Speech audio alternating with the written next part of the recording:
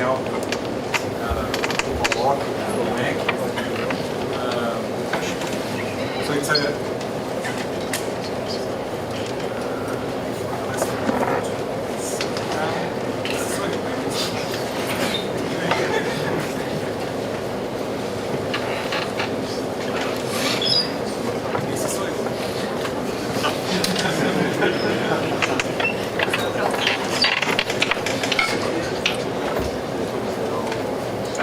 Good afternoon, everyone. So it's a great honor. So please be seated. Good afternoon, everyone. So it's a great honor for us to host Professor Jürgen Jost from the Max Planck Institute for the Mathematics and the Sciences in Leipzig. So he's been visiting our department this week, and he's gracefully agreed to give this colloquium for us, and will be further introduced by Christian. Christian, please.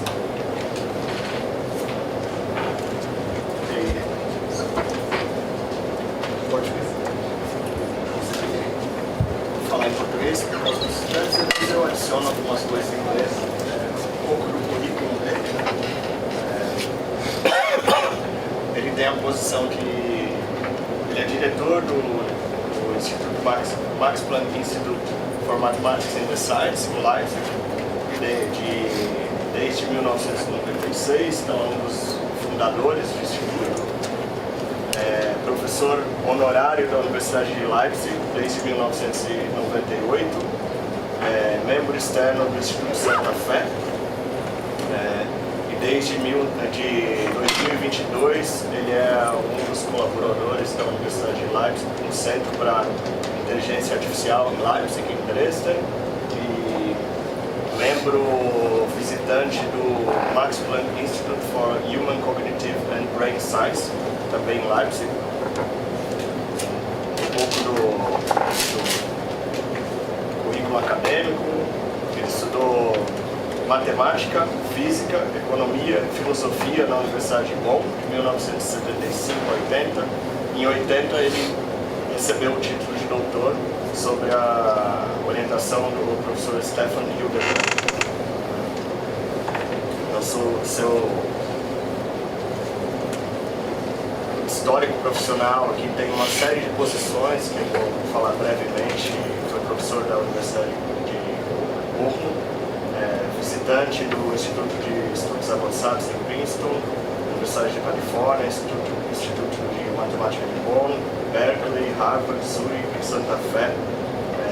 Tem uma série de prêmios também, que brevemente foi um speaker do ICM em 1986, recebeu o prêmio em 1993 da Academia de Pesquisa Alemã, é membro de uma série de academias nacionais aí, alemãs de ciência e literatura, doutor honoris causa, recebeu um grant avançado do European Research Council, que é um órgão financiador de pesquisa em toda a Europa, um grant muito prestigioso. Tem mais de 20 livros publicados, mais de 500 publicações científicas, mais de 60 estudantes de doutorado já orientados com teses defendidas. Just to add some personal point of view, it was really great for me. I stayed in the institute for 6 years under his supervision, and it was a great experience. It's a very mixed scientific environment where I heard from some colleagues you have some economists trying to do mathematics and mathematicians trying to do economy and biology in a very deep level. And I think something that I heard from a colleague, and I fully agree, that Jürgen has the capacity of seeing the best in each one and trying to bring this out of all of us. So I'm very thankful that he came here and that he was given this opportunity.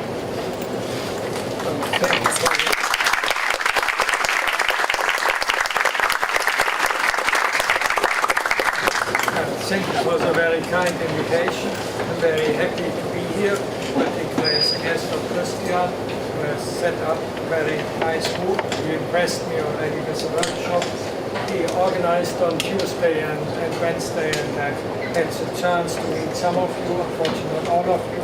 Had some very good discussions. Also now I will present some general overview of the topic that is at the heart of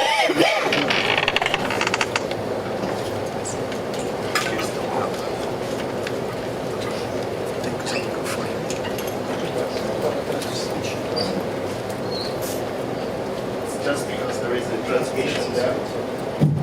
Okay, now you can hopefully understand me better. And I want to speak about curvature, because from the point of view of mathematics, or more particular of geometry, because curvature really is the most fundamental, most basic and most important concept of geometry. Of course you can do Euclidean geometry, but that is perhaps a little old-fashioned. And we want to do Riemannian geometry, and we want to extend Riemannian geometry into new directions. And so I will give you some overview of what curvature is, what it has been used for, and then some new research directions that have been inspired by our work in machine learning. So let's go through the history. Originally, curvature was a curvature of surfaces of curves in the plane or in 3 space. That's easy.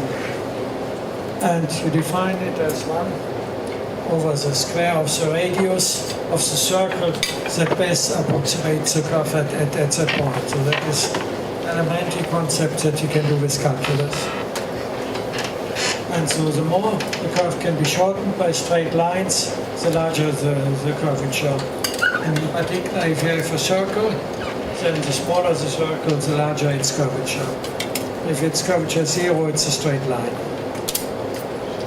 So now then, Leonhard Euler came and he asked about the curvature of surfaces in space.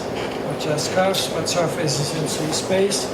And his idea was to compute the curvature of a surface from the curvatures of curves on that surface. Then, of course, you need to select curves. You should not take arbitrary curves, but you should kind of take the best curves, the best analogs of Euclidean straight lines. And these are the so-called geodesics, the shortest or locally shortest curves, and look at their curvatures.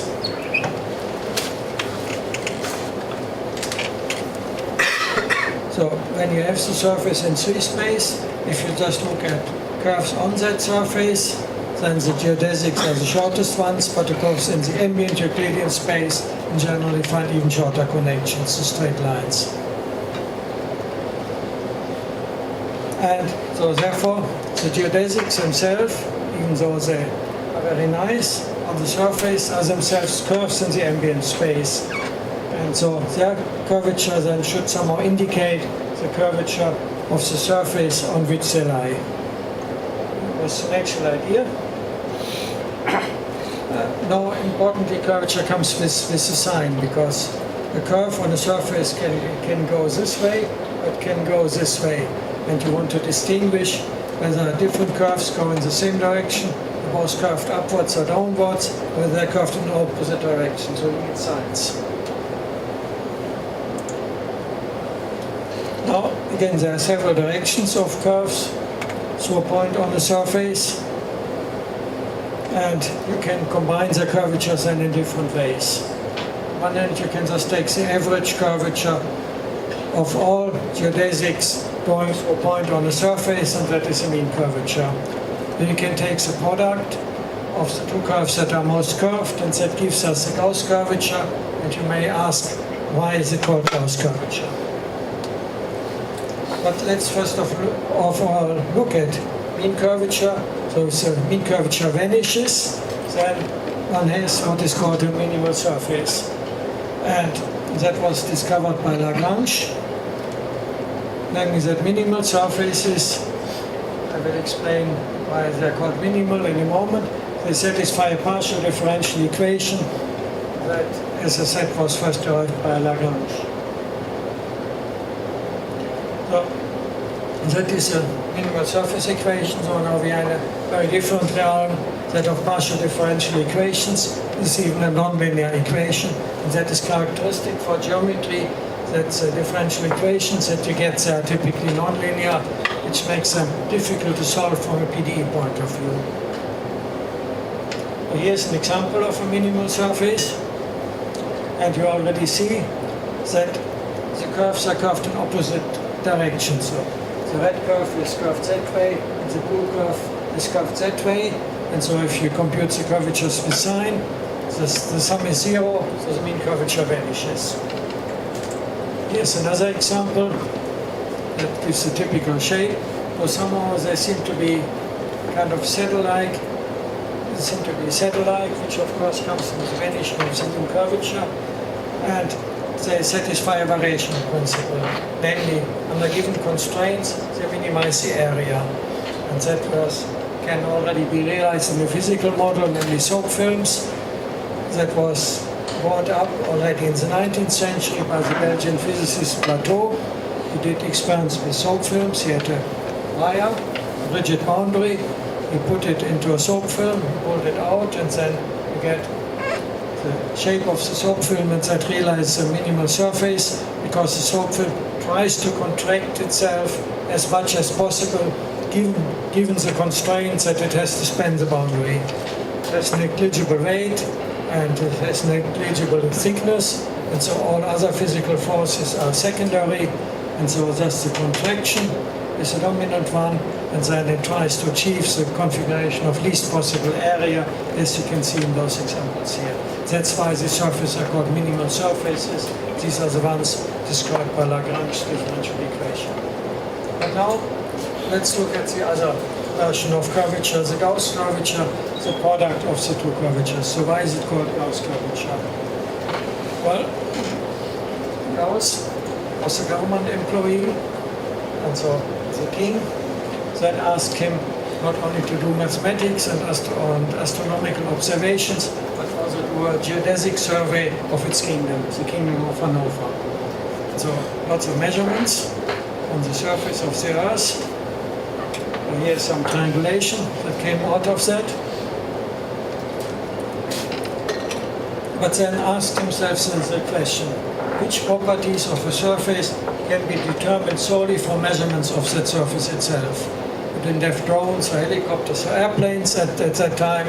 Of course, you could climb some tower or some tree or so, but maybe Gauss didn't want to climb trees, and so he asked himself, what can I determine about the shape of the surface if I just take measurements on the surface itself without having to use the ambient space? And that was a very fundamental question, and that really got modern differential geometry started. And he discovered that the Gauss curvature is such a quantity, and in fact essentially the only one. Of course you need to impose certain restrictions what you're looking for, but the Gauss curvature is the only such quantity that can be solely determined by measurements on the surface itself.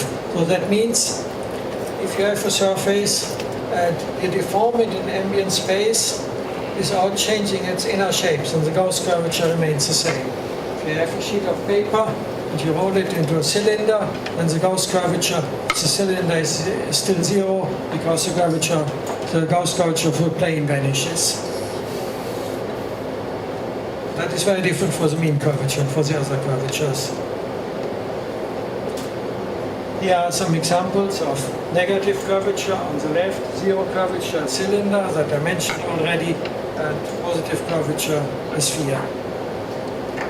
Maybe the choice of sign is a little unfortunate because negative curvature is a kind of ubiquitous or dominant one that occurs in most applications, and positive curvature is a somewhat special situation.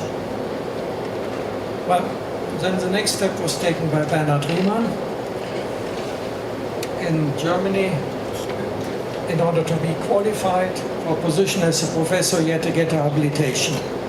And the habilitation was a process where you had to submit 3 topics. The faculty then chose one of those 3 topics, and you had to give a public lecture on that, and then on the basis of that it was decided whether you were qualified to apply for a professorship. So Riemann submitted 3 topics. He had been working on Riemann surfaces and elliptic variational problems and all that. And so just took as the first 2 topics also of his actual research. Then he didn't really know what to do for the third one, because typically the first one was chosen anyway. And so he had been doing some speculations about physics and geometry's relation between that. So he just somewhat carelessly wrote down that one. But then Gauss was in the selection committee and he said, I want to hear that one. And so that put Riemann in a somewhat difficult situation, because within a few weeks he had to prepare that talk, but he did it in an extremely impressive way. Namely, he founded what is then called Riemannian geometry, and then we'll talk about the applications since then. And so that was kind of the decisive step in the history of modern geometry, that lecture of Riemann. It was not published during his lifetime, it was only published after his premature death. He sadly died at the age of 39, and then only later it was published by his friend Richard Dedekind, and then it started to exert its influence. And Riemann eventually became a professor, not immediately, because Gauss' position was first filled by Dirichlet, but Dirichlet also passed away a few years later, and then Riemann became the successor of Gauss and Dirichlet in 1859. So here he is. So he introduced, first of all, the abstract concept of a manifold of arbitrary dimension n. So far we had been looking at curves and surfaces, but he looked at objects in arbitrary dimension n, equipped with a metric tensor, with which one can compute a scalar product between tangent vectors at that point. And so, importantly, that object need no longer be realized in any Euclidean space. So far, people had been looking at curves and surfaces in Euclidean space. Somehow Gauss had already the step of recognizing that there are certain quantities, namely the Gauss curvature, one quantity, the Gauss curvature, that is independent of the surface sits in space, there's an intrinsic quantity of the geometry. And then Riemann adopted a purely intrinsic view. Just that this object on which you can take measurements. If you have a scalar product, of course, you can look at norms of tangent vectors. And then if you have a smooth curve, you can integrate the length of this tangent vector and so on. You have lengths of curves, you also have volumes of balls and whatever measurement you want to take, just intrinsically. Just have this metric tensor.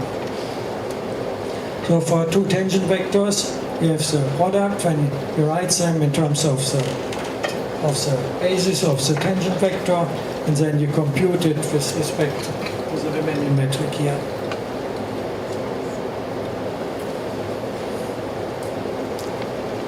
So, as I already said, it need no longer be represented in any ambient space, but it is completely intrinsically determined by the tangent vector. So now, then you want to have still a set of invariants. For example, you want to check whether the metric given in local coordinates is Euclidean 1. So that is, as we have just written the Euclidean metric in a more complicated way. And so he computed a complete set of local invariants for such a metric tensor, on which you can read off the 2 Riemannian manifolds are locally isometric, in particular whether one is isometric to Euclidean space or not. And you have these quantities here, which of course look a little complicated. First of all, you need to look at first derivatives of the metric tensor and contract it with the inverse of the metric tensor. Then you have to take products of those, and you have to take derivatives of those. So this is a quantity that in a nonlinear way involves the metric tensor and its first and second derivatives. The first derivatives by themselves don't give you any set of invariants, because by a local coordinate transformation you can make the metric tensor itself diagonal, Euclidean, and the first derivatives, you can make them to vanish, but for the second derivatives, particularly for these combinations of second derivatives, that is no longer possible, and give you a complete set of invariants.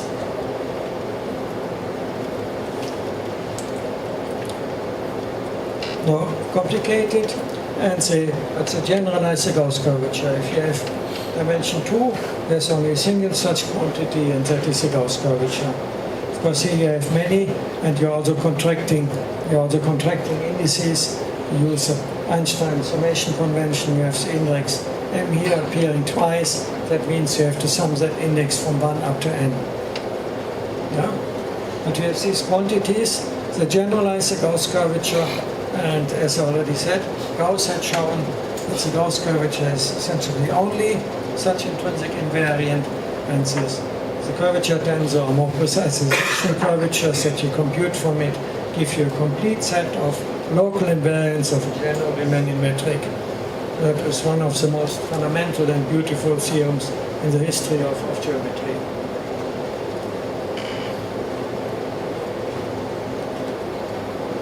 So, you get the so-called sectional curvatures by just evaluating them on tangent planes. So, a tangent plane is determined by 3 points, and abstractly, the sectional curvatures then are 3-point invariants. So that will come up later when we talk about a more abstract approach. But keep in mind, they're evaluated on tangent planes, and the plane is determined by 3 points. Then people used Riemann's text and developed these ideas further. In Germany, you had Christoffel and Lipschitz, but in particular, the Italian school did very profound work. First Beltrami and then Ricci, and his students, Gregorio Ricci Cobastro, and his students, they developed tensor calculus. So the rules that I've been using here is upper and lower indices also, and all that have been developed in particular by Ricci and his school, and he defined some further curvature concepts. Namely, he simply contracted 2 indices of symmetric tensor, and that gives us the Ricci tensor here. So that is important. We have the Ricci tensor here. Now, of course, you can then contract it further. You can also contract the remaining 2 indices, and then you get the scalar curvature. Now, Ricci curvatures are evaluated on tangent directions. You have 2 indices, as for the metric tensor, and they evaluated on tangent directions, and therefore abstractly the Ricci curvatures are 2-point invariants. Whereas the scalar curvature then just is a function of the point, so it's a single-point invariant. Now, then Einstein came, and after a long struggle to develop this general theory of relativity, although with the help of some mathematical friends, he found that Riemannian geometry, and in particular the version given to it by Ricci and then Levi-Civita, was the appropriate way of expressing the general laws of gravity, and came up with a set of equations involving the Ricci tensor and also the scalar curvature tensor.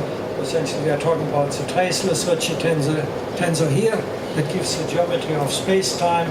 On the right hand, you have the energy-momentum tensor with the coupling constant that involves the fundamental quantities of physics, namely Newton's gravitational constant and the speed of light.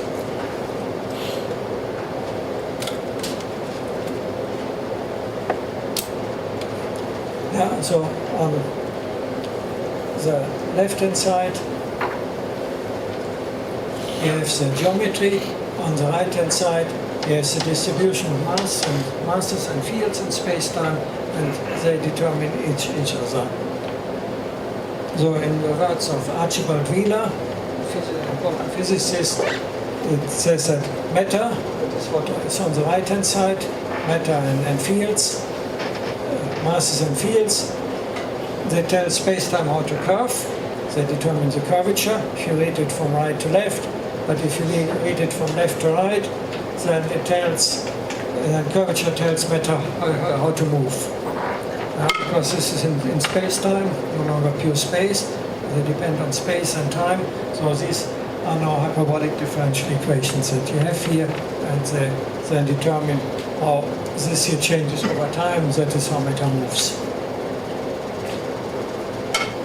But Ricci curvature appears not only in general relativity, it also appears in high energy theoretical physics. The Riemannian geometry is not only the language of general relativity, it's also the language of quantum field theory. And in particular, in modern extension, particularly in superstring theory, it plays a very profound role. When you look at particular Riemannian manifolds, the so-called Calabi-Yau manifolds, there are manifolds of complex dimension 3, that is real dimension 6, and they are vanishing Ricci curvature. The Ricci curvature vanishes because if you do superstring theory, then the space-time dimension that you come up with is 10.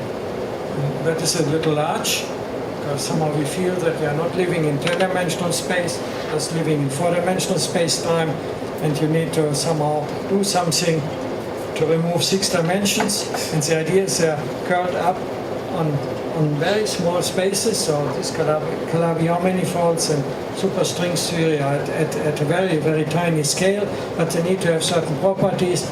They need to have vanishing Ricci curvature that they can solve that they can support Dirac spinors. And so that again was a fundamental discovery. Calabi had formulated that problem, and Yau solved the corresponding Montchamp equation. And that gave him the Fields Medal.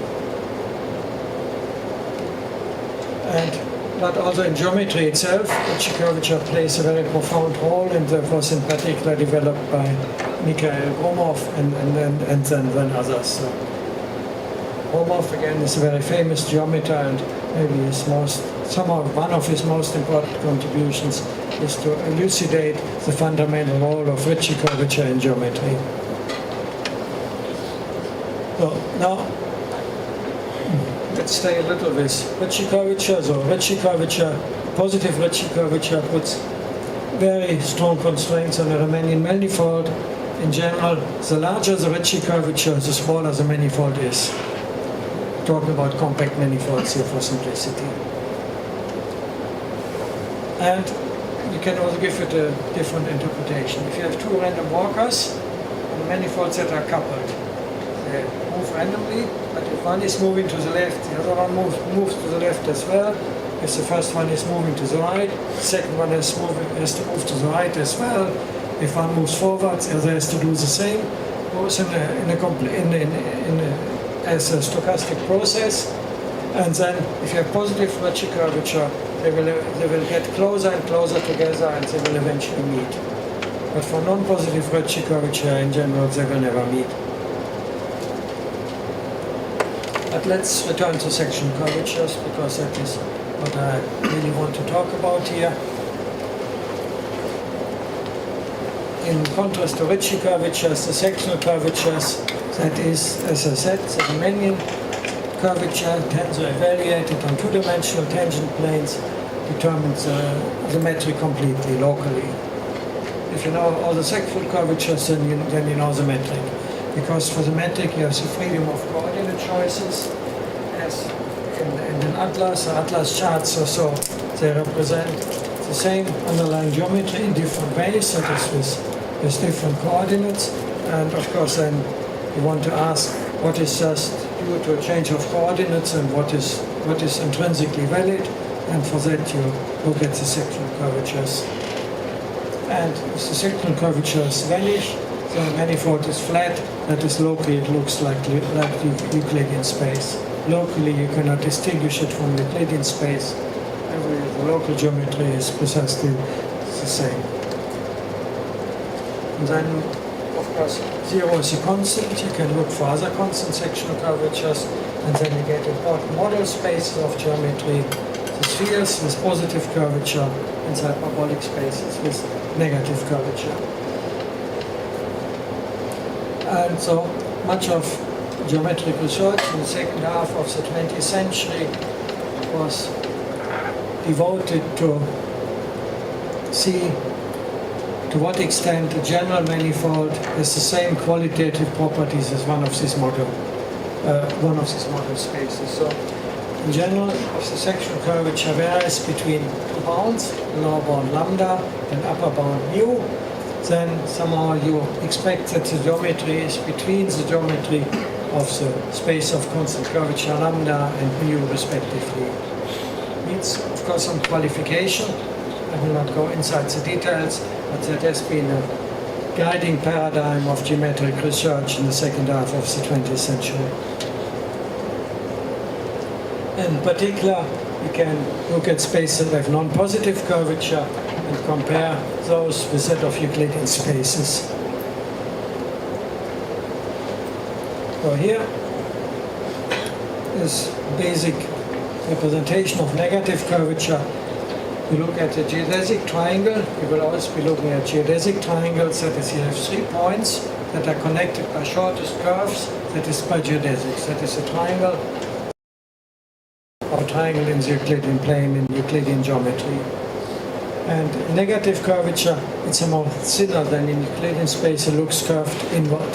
In particular, the sum of the angles here, in general, the sum of the 3 angles is smaller than 180 degrees. Of course, you know, in Euclidean geometry, every triangle has an angle sum of 180 degrees, but in negative curvature, this is smaller, and in fact, the larger the triangle becomes, the smaller the sum of the angles get.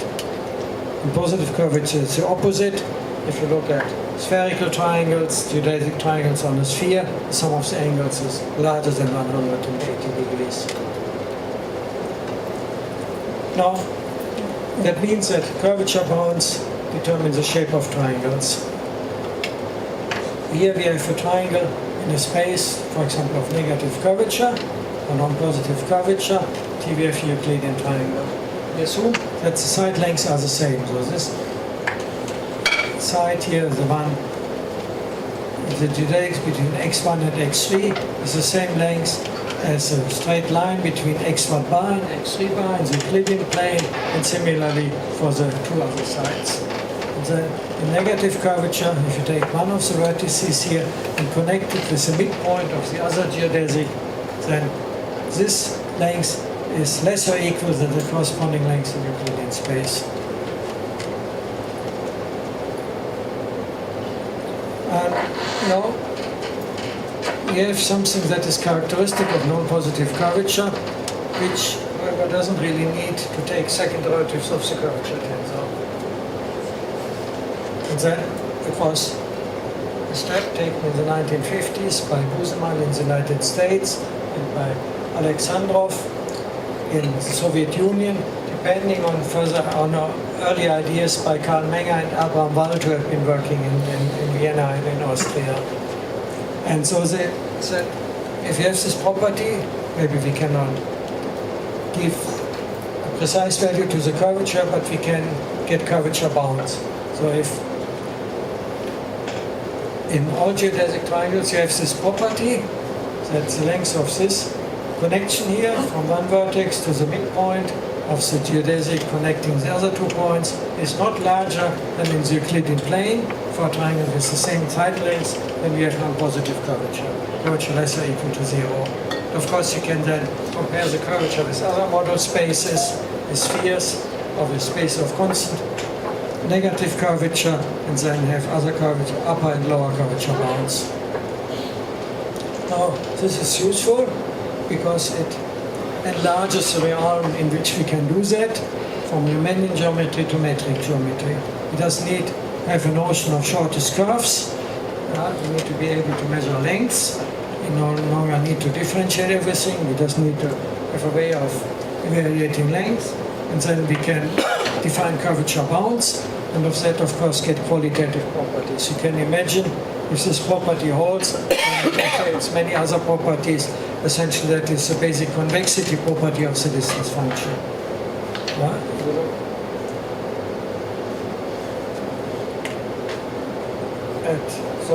At this point here, you look at the distance function along that curve here from that point over here, and if it's curved inward, then the distance function is more convex than over here in the Euclidean space.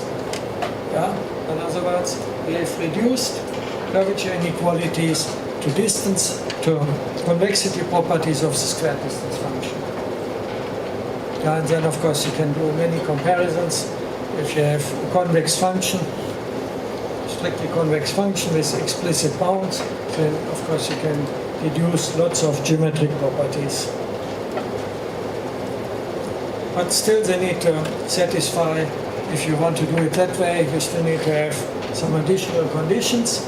Namely, you still need to have shortest connections connecting points.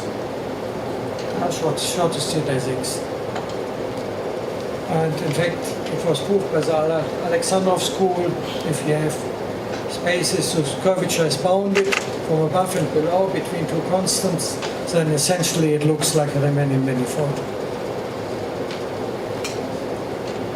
Now, then we were confronted with problems from data science. And there you just have data points.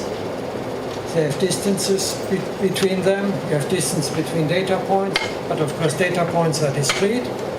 They may be sampled from some underlying smooth or continuous symmetric structure. But if you sample them, you just have a collection of discrete points. But with distances typically between them. That is important. You have a discrete metric space. And the question then is, can you do anything that resembles the idea of curvature there in order to get some insight into qualitative properties? Of course, not really at a very local scale, because it is just discrete, you cannot say much, but at a larger scale.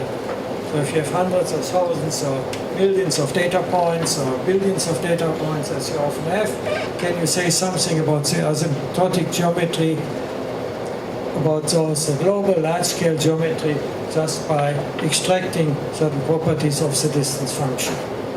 That was our motivation with my then postdoc Parvane Joharinat, who is now still at the Institute for Artificial Intelligence in Leipzig, and we apply these geometric ideas further to machine learning questions. So that is already, that's what I already said.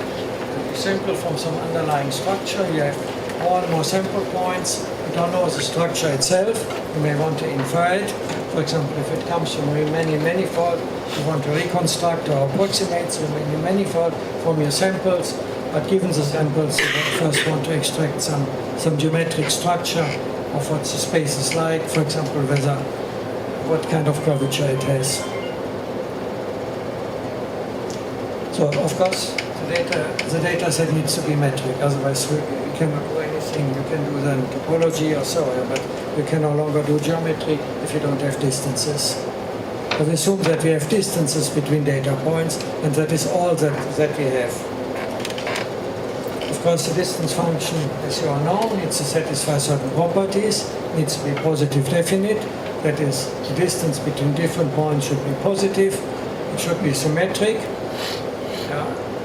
The distance from x to y is equal to the distance from y to x, and it should satisfy the triangle inequality, that if you go from x to z directly, then this doesn't take you longer than if you take a detour to some other point y. Still, one can decide about relaxing one of the other of these conditions. We can still do something there in more general context, but for the moment here we work with these general properties of a metric.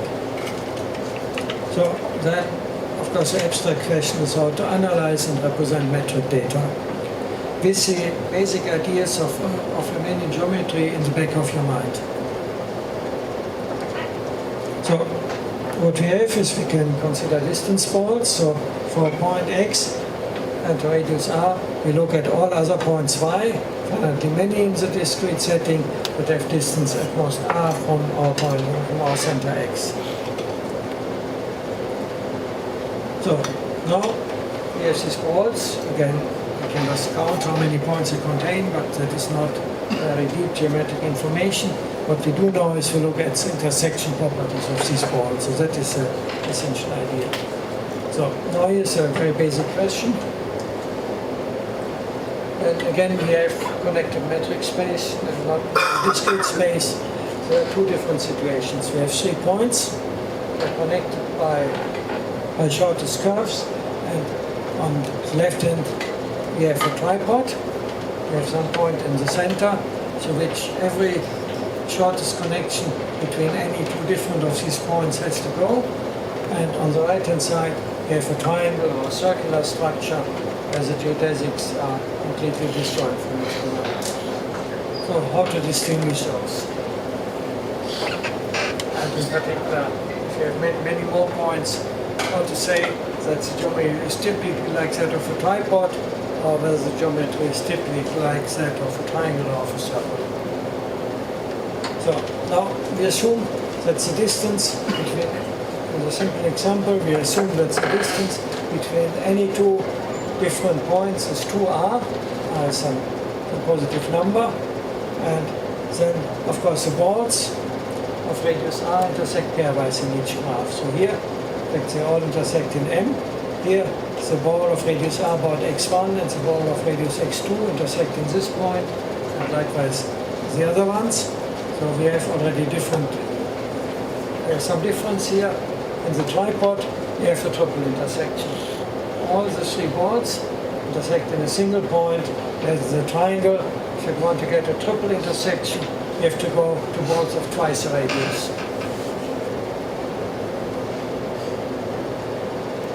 So then, in fact, this is an extreme case. In a general metric space, not yet a discrete space, you can always find some lambda between 1 and 2, for which any three such balls is the appropriate distance. So you have 3 points of distance 2r between them each, and then you look at the balls of radius lambda r, and you try to find the smallest lambda, of course necessarily bigger or equal to 1, for which these 3 balls intersect. And in fact, as I will try to explain, that lambda quantifies the curvature. The smaller lambda, the more negative the curvature is in an abstract sense, and I will explain and amplify that now. So here's the situation in the Euclidean plane. We have 3 balls that intersect pairwise, but you don't have a triple intersection. And then, if you look at it from that point, we are in a realm in machine learning that is called topological data analysis. Very successful method in machine learning. So you have a metric family, you have radii, and then you define a simplicial complex, a so-called check complex first, where you insert a Q simplex whenever you have Q plus 1 balls that have a non-empty intersection.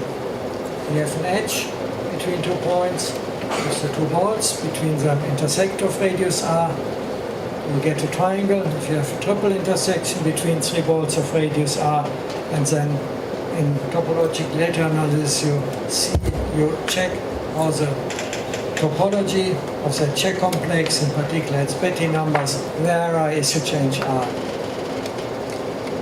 In particular, you have regions where certain Betti numbers stay constant, these are important ones, and then maybe for some r they briefly appear and disappear. For larger r, that is considered as noise. So in this example, the triangle is not yet filled because we don't have a triple intersection. We would need to enlarge the balls for that.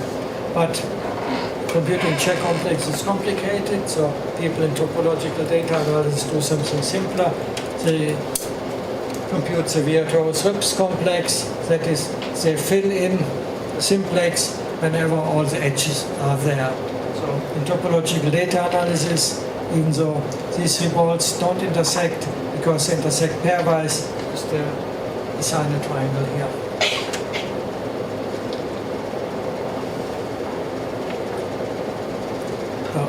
Now, but let's now connect it with our situation and bring in a very different idea, and with one of a hyperconvex space, but which already should be motivated by what I just said here. So if you have, again, a family of points in your metric space, and you have radii, so, and in particular the sum of the radii has to be at least as large as the distance between any 2 points. Then in a connected metric space, you would get pairwise intersections of the balls, and then you ask that not only get pairwise intersections, you ask that all balls then have a common intersection. That is a strong condition that is called hyperconvexity. It was introduced by Aronshine and his student Nanich Bhakti in the 1950s, but for different purposes. So, now, of course, in a convex metric space, as I already said, we essentially assume that you have pairwise intersections of the balls, and so then space hyperconvex, that whenever balls intersect pairwise, you will have a common intersection. So you can try to find a hyperconvex space, try to find some examples. Some will come in a moment, but if you want to think about it, try to find hyperconvex spaces in a list of examples of metric spaces. So, in other words, balls that can intersect, because the necessary condition for the radii is satisfied to intersect in such a space. In particular, hyperconvex spaces are tripod spaces. So the tripod space that I showed earlier is an example of a hyperconvex space, because there you had the triple intersection and we already had the pairwise intersection.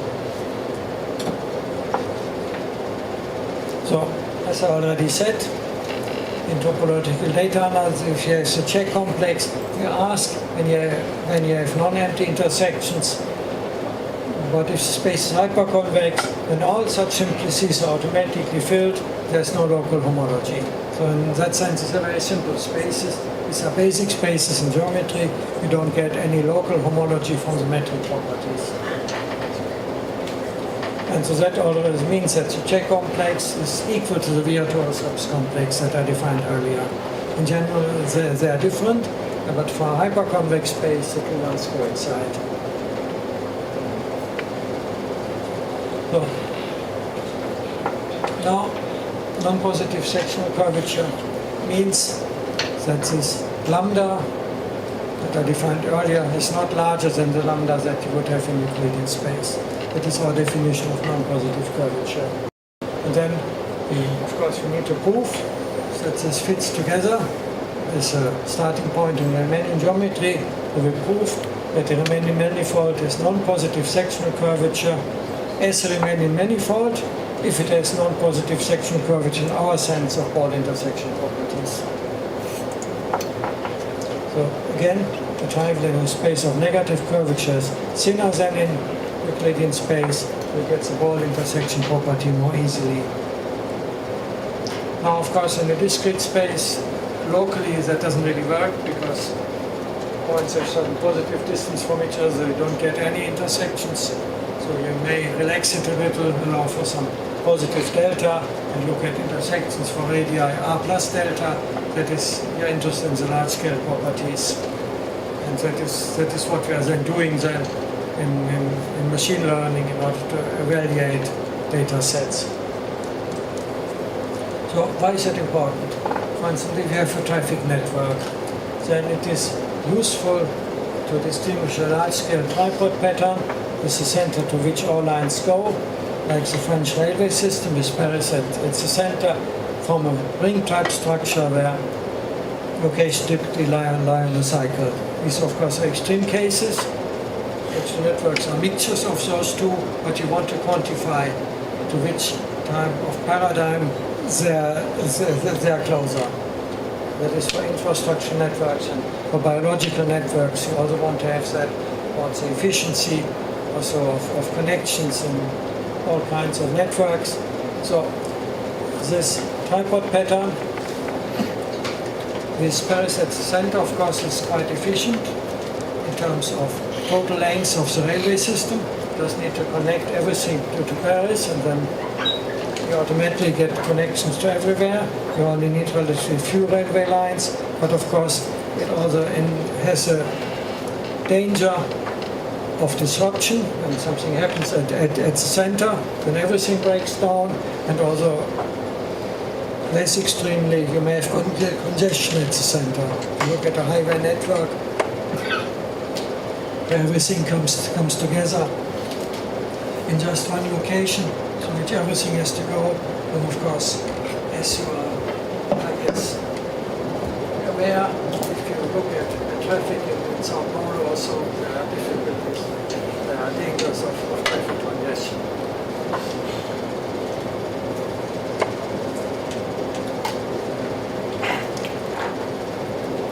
But of course, a ring-like structure is not really the ideal alternative either, because that means that you have to have that you do much more construction, you have many more highways or railway lines than in a tripod structure. And so if you have an empirical network, as I said, it typically doesn't realize any pure type, but you can try to understand to what extent it's not positively curved in our sense, or to what extent it would have positive curvature. That is, whether it looks more like a tripod-like case where you have many local centers, so which everything goes, that has kind of a ring structure which goes on to positive curvature. So here again are examples, dimensions, the opposite geometries. And now when curvature encodes the fundamental features and yields a basic invariance for many manifolds and more general spaces. And metric distances relate 2 points, but the point is that this is not really enough to investigate the geometry. You need to look at these relations between 3 points, and then you naturally come up with curvature. And such 3-point relations are needed to extract the geometric structure of metric spaces. And the smaller the curvature, the more easily distance balls intersect when the necessary condition for the radii is satisfied. If the radii are large enough to make it possible. Now, our construction then translates geometric inequalities into topological intersection properties. And now, just to conclude, I give you some example of our machine learning research. Here you have skeleton of a mammoth. It's one of the paradigms there. Of course, it's in 3 dimensions, and of course, you see a projection here from which you can infer the structure. But imagine that you have something in very high dimensions, 10, 100, 1,000 dimensions or so. You still want to project it into something in 2 dimensions and bring out the patterns nevertheless. So here's one way of doing it with one machine learning method. Well, here you already see something, namely that the extremities are spread out into different directions, which is a good feature, because that is what you really want to distinguish. Yeah? The extremities are close in the ambient space, but they're not really close to each other intrinsically. Yeah? The toes of the different feet of the animal, or the tip of the trunk, or the end of the tail, are not really intrinsically close. So you want to separate them. You want to represent your data in such a way that this comes out. Here's another one, that is the famous IMECC, which is favored by biologists. And here's our version of it, which we have improved. And I think our version brings out the extremities in a better way than the previous ones. That is, it really gets us access to the intrinsic structure of the data. Now, then we can compare all of these results with respect to curvature computation. So we can compute the intrinsic curvature of this object there, or the analogs of these objects in high-dimensional spaces, 100-dimensional spaces. We can compute global curvatures, and then we can ask to which extent the curvatures are still approximately reflected in such low-dimensional representations. Because if you have this high-dimensional data set in biology, you take all kinds of measurements, don't really know what it contains, what its structure is. So you need to have some mathematical criteria to evaluate how good your actual representation is. So therefore, you really need mathematics, and we are now trying to advocate our sectional curvatures as one such criterion. And our method, which we have developed here, in the book. In fact, the book has already appeared in the meantime. Then we can, and with subsequent research, we can then show that the curvatures are relatively well preserved, probably as well as one can preserve them if one projects a 100-dimensional metric data set to something in 2 dimensions. And so with that, I would like to end, and thank you for your attention. And of course, I will be happy to answer questions.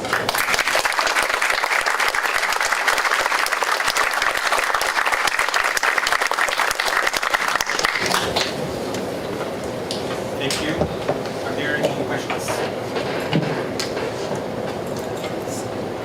You said that when the space is positively curved, the random walkers will meet again, right? Yes. And when we think about the way we define this kinetic curvature based on entropy, Yeah. is that somewhat related? Yeah, that is actually related. All these ideas got recent in recent decades got related to each other. On one hand, you look at curvatures, and then you look at stochastic processes. The random walkers, of course, are individual random walkers, and these couplings are also able to estimate the eigenvalues of the Laplace operator, because the Laplace operator generates a random walk.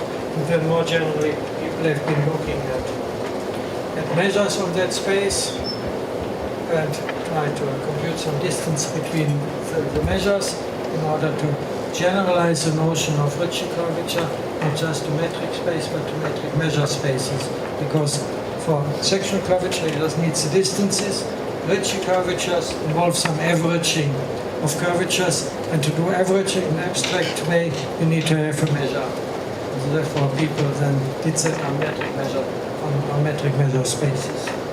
Yeah, and so the idea of Ritchie curvature then was generalized to metric measure spaces by Storm and Milani in precisely the way that you had indicated by looking at distances between probability measures on that space.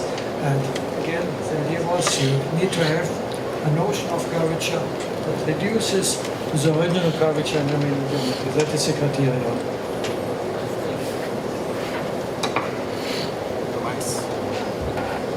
Thank you very much for the very nice talk. Actually, I have two questions. The first one is, instead of looking for the cardinality of the intersection of the balls and start looking at the volumes of the overlap regions, should this give any more additional information about the topology of the data? Well, not about the topology, but about the geometry. That would be a natural next step to not only look at the balls intersect, but how much they intersect. And that would bring us again into the realm of Ritchie curvature. Again, counting how much they intersect, some of it requires some kind of measure. In the discrete case, that's the counting measure, but of course in the continuous case it would require some other measure. So you quantify how much they intersect. And then the basic ideas in Riemannian geometry, in particular the Bishop-Romer volume comparison, which just tells us that the volume growth of individual balls is controlled by the Ritchie curvature. If you have a lower bound on the Ritchie curvature, then the balls cannot grow. The volume of balls, the function of radius, cannot grow faster than it would in the space of constant Ritchie curvature, realizing that lower bound. So volumes of balls are related to the Ritchie curvature, and so these ideas then need to be extended to intersection properties. Just a very quick second one. Have you ever thought the other way around? I mean, trying to use machine learning to actually investigate some mathematical problem. For the motivation, I mean, very recently, a lot of different authors have been using machine learning methods to numerically approximate the Ritchie flat matrix over Calabi-Yau threefolds. Have you ever thought about anything like this? I've not worked on that particular question, but of course, they're important questions. Intrinsically in machine learning, not just when you want to solve a geometric question. As a machine learning question, there's the question of manifold learning. Yeah? So you have you assume that the data come from the underlying Riemannian manifold.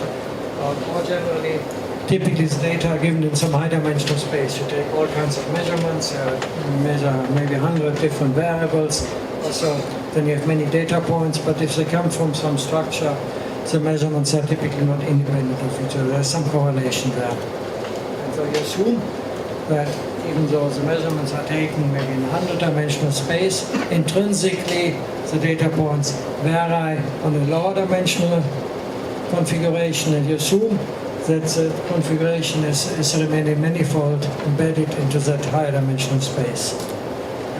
Remaining manifold because that is kind of generic. If you have a couple of data points that are close enough to each other, then you have remaining structure, you can interpolate between them and nothing drastic happens in between.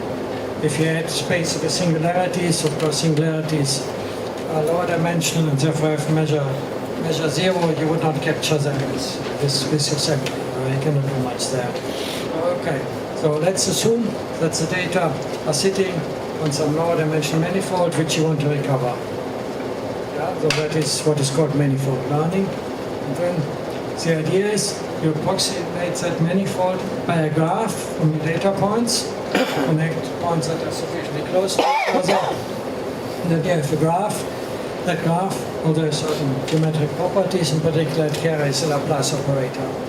Then you look at the eigenvalues and the eigenfunction of that Laplace operator, and you take more and more samples, and then you can show that then this converges to the Laplace by Fermi operator of the underlying manifold and its eigenvalues and eigenfunctions. And then from the eigenfunctions you get an approximation of the manifold. That is the basic task there. You still need to connect that again with curvature notions. Yeah? So there are lots of things, and this is just a newly emerging field, but this exciting prospects for geometry. You can try to use all the geometric concepts that you know and that you love, and to see to what extent they are helpful in actual machine learning. Thank you very much.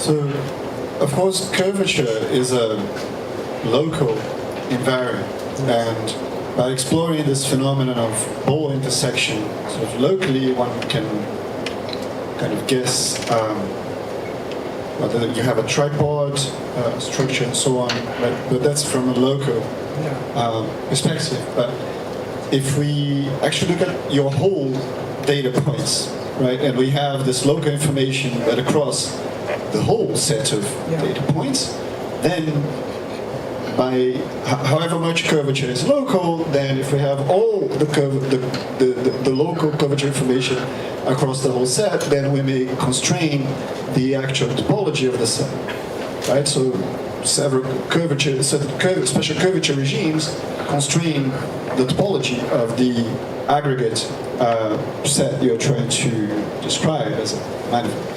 So I was wondering whether there are known applications to the data analysis itself of inferring topological constraints from all the knowledge on curvature you seem to be gathering by this procedure.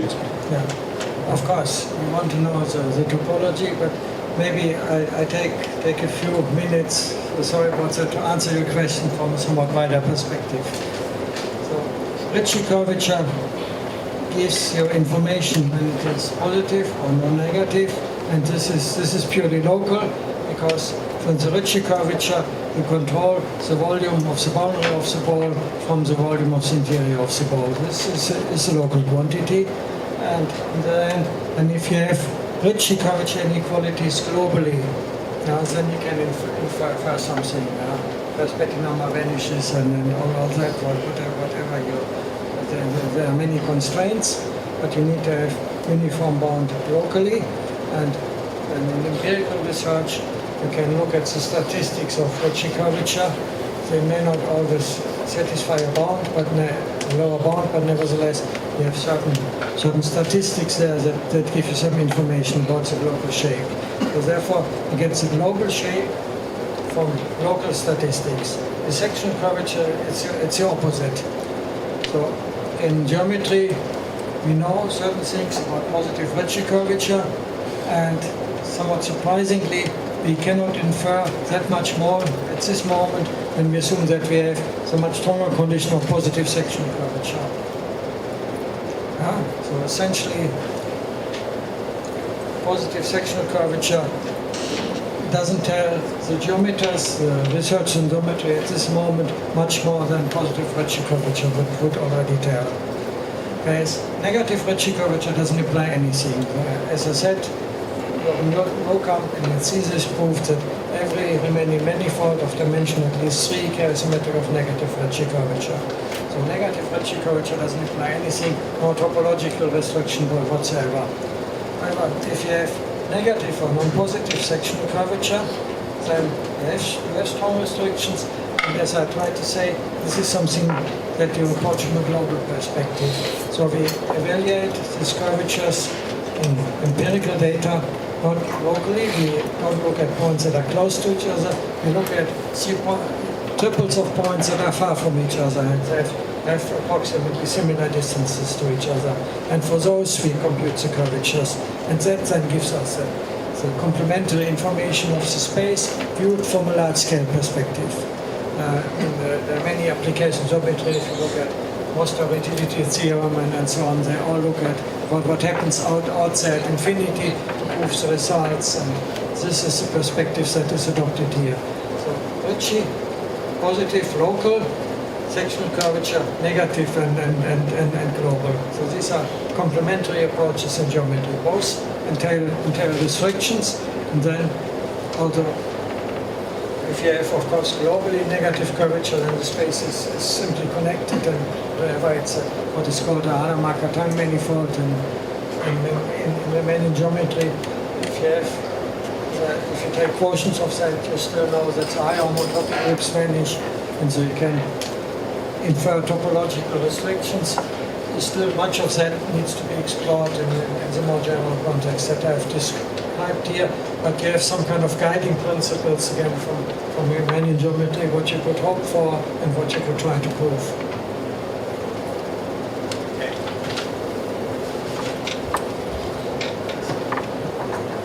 Hi, thank you for the talk. I was very interested in your new method for low dimensional visualization. Sorry, I didn't hear. Sorry, I was very interested in your new method for low-dimensional visualization of data. Yes. I quite often use UMAP, TSV, these other methods, and they can take quite a long time with high amounts of data. So how does your new method compare in computational complexity to these? In computational complexity, unfortunately, it doesn't compare that well. It takes at least as much as UMAP, but we think that it gives better results. First of all, because we looked at the underlying mathematics much more carefully.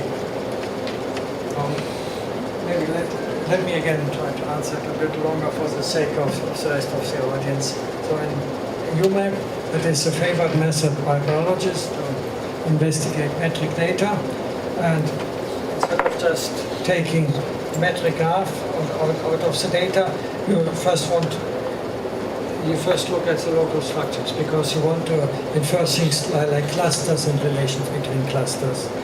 So for each point, you just look at its immediate neighborhoods, the k points that are closest to it. You have some geometry there, and then you first of all you change the geometry. Because in a high-dimensional space, then if you look at the k nearest neighbors, they are all kind of concentrated near the boundary of a ball. Because if you take a ball of half the radius, then the larger the dimension, the smaller the fraction of the volume of the total ball it occupies. And so therefore, to get rid of the curse of dimensionality, you first kind of subtract the distance to the closest point. Then the sampling can come with varying density. And so then you rescale the matrix locally. Then you have a couple of star graphs metrically, where you just assume that all other points out of a star graph have infinite distance. Okay, then you have a couple of local spaces that are not really compatible with each other. And you need to have some scheme to glue them together again in order to have a coherent structure that has been locally modified by some analog of a conformal change of the metric and something else to bring out the local structures better.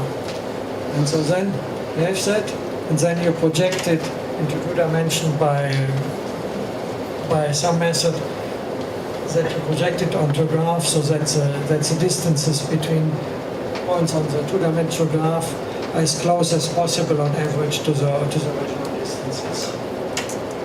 So that requires some computation. We have improved the method, the local geometry, And we have also clarified the mathematics behind that, because for us as mathematicians, what they wrote in their paper was a little opaque. Yeah, and sometimes plainly wrong.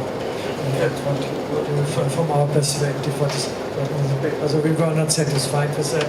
So we wanted to get it mathematically right and then see where choices are made and where you could change choices in order to bring out the local structures better, particular to implement this idea of a local conformal scaling of a metric in a better way.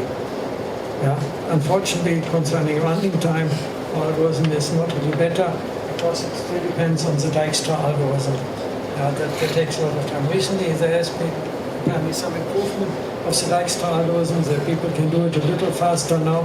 We have not yet implemented that, but probably it doesn't lead to that much of a computation improvement. Thank you. More questions? If not, let's thank Professor Jürgen.